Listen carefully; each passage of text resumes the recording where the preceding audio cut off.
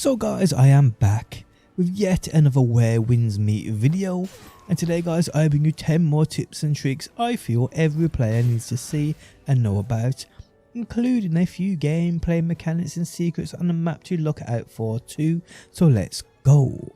How's it going guys? My name is DPJ, and if you do enjoy the video, leaving a like really helps me out, and if you like what you see and want to see more, be sure to subscribe. Okay, so having played this game now for countless hours, being up to date on absolutely everything the game offers, waiting on a breakthrough within the time gated periods, I find things I also feel are worth sharing. Some major gameplay tips, others simple gameplay mechanics that I just didn't realise you could do, so let's get into it. Okay, so did you guys know you can actually save up to 10 different loadouts in regards to if you want to experiment with different builds, different martial arts weapons, test things out, but don't want to lose what you originally had, you can indeed save different loadouts. So if you bring up your menu, click on develop, bottom of your screen is where all that good stuff happens. This is your build manager. Simply click here guys, and here you can save builds, meaning everything you've got selected will indeed save. You can name it, then come back to it whenever you want. A pretty cool feature I only recently learned about.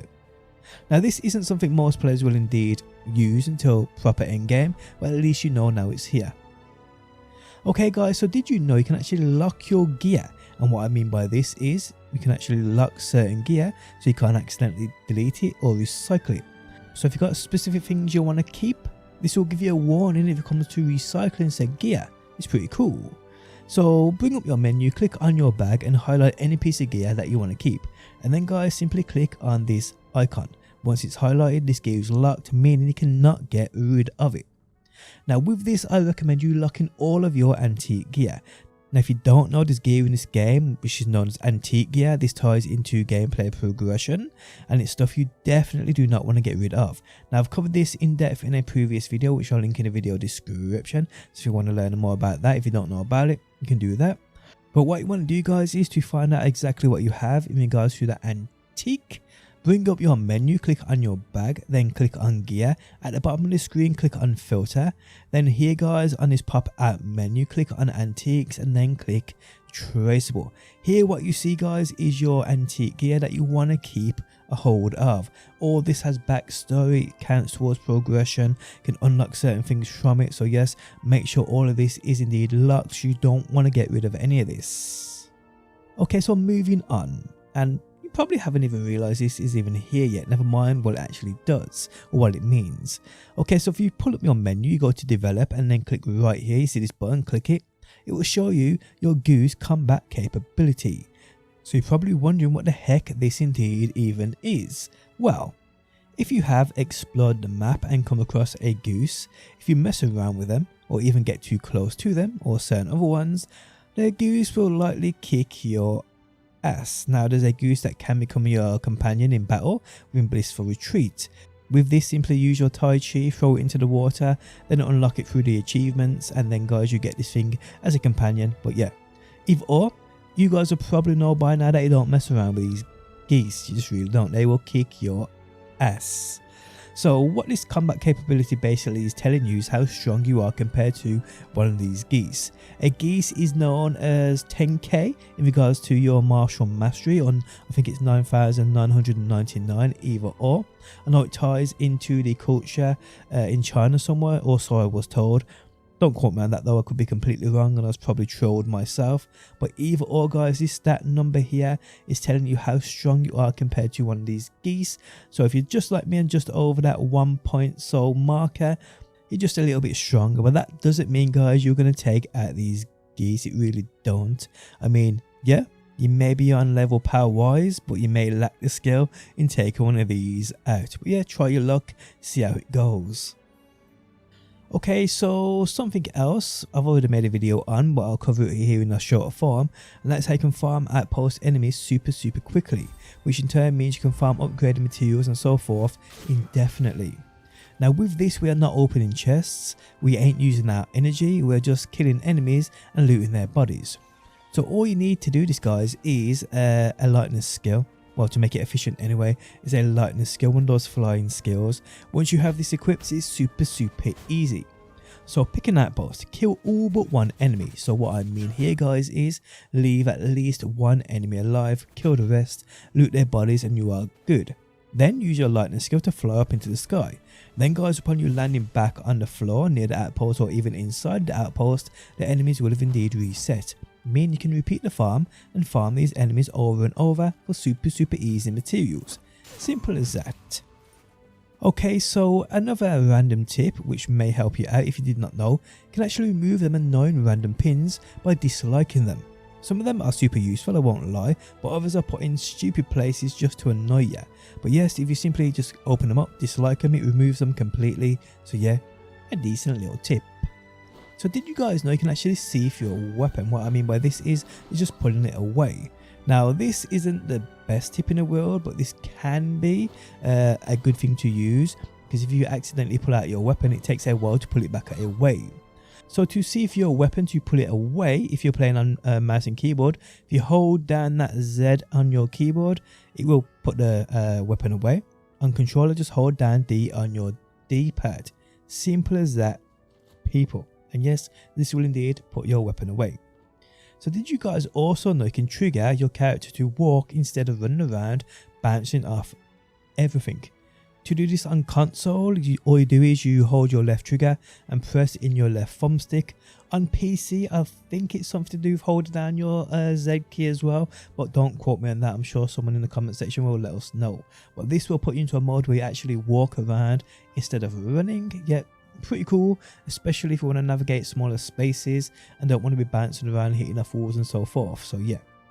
Okay, so I have covered hidden passive skills and stats in the past, but this is one of the most intriguing ones I haven't seen anyone really mention. You can indeed talk to certain enemies around the map.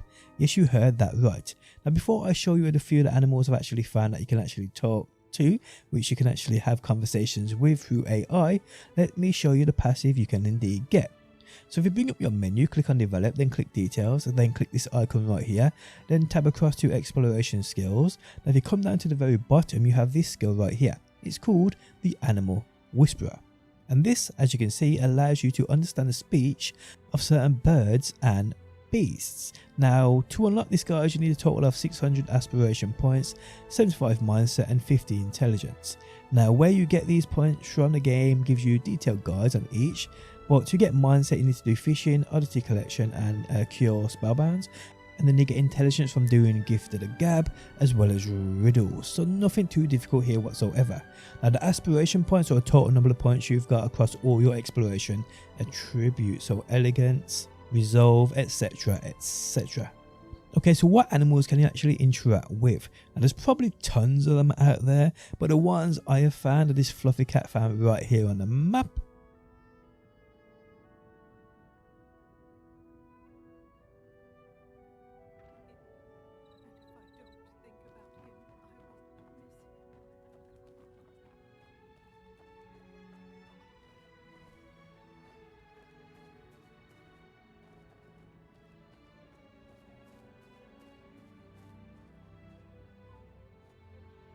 And then guys, we have this stray dog found right here. Now you are able to talk to them, it's basically AI. The cat I believe wants toys and the dog is looking for its owner. Now I have also come across a sick buffalo, but can't remember where I actually saw this thing. I didn't record it at the time, but yeah. Now what you're doing guys is you're basically using AI to talk to these. Now I'm not sure what can come from these. There's probably something in regards to progression somewhere, but as of right now people, I'm not sure what I even do. I got both of the cat and the dog on side, but either or, it may be something from a future update. We will see. Okay, so if you have OCD like me and are struggling with clipping issues in regards to your character's appearance and what they are wearing in regards to accessories, hats and so forth, there are a whole host of things you can indeed do to fix these kind of issues, and other stuff which you can do which is just cool in general. So if you pull up your menu, click appearance, you have this menu right here. And let's say for instance you have a hat which is annoying you, it's clipping the hair, it's at the wrong angle, etc etc. Well, most of these have a ton of options you can do with them, like this one for instance right here. I can actually wear this hat on my head or my back, but also at the same time I can make it bigger, smaller, move it around, tilt it, put it into the perfect position, and so much more. And the same goes for many other things like this rat mask. I can wear this on my head if I don't want it covering my face. And even things with crowns like this knife here. I can do this so I can make it much bigger, make it smaller, and do so much more. And the exact thing you can do with those accessories too, which is very cool because there's tons of here you can indeed play around with. And there's more options here guys in regards to appearance. Now if you want your weapons to not appear on your back, you can simply click more options at the bottom. You can click to hide these items if you don't want them clogging up your appearance, which is very cool. So yes, if you want to put some, if you want to carry a big basket on your back but you don't want the weapons clipping in and out of it, you can do this by hiding them, which is very cool indeed. But yes people, there's utterly tons of character customization here that you should definitely get familiar with if you ain't already. But there we have it guys for another video. I hope you enjoyed it. If you did, leaving a like really helps me out. If you like what you see and want to see more, be sure to subscribe. And hopefully guys, I will see you on that next one.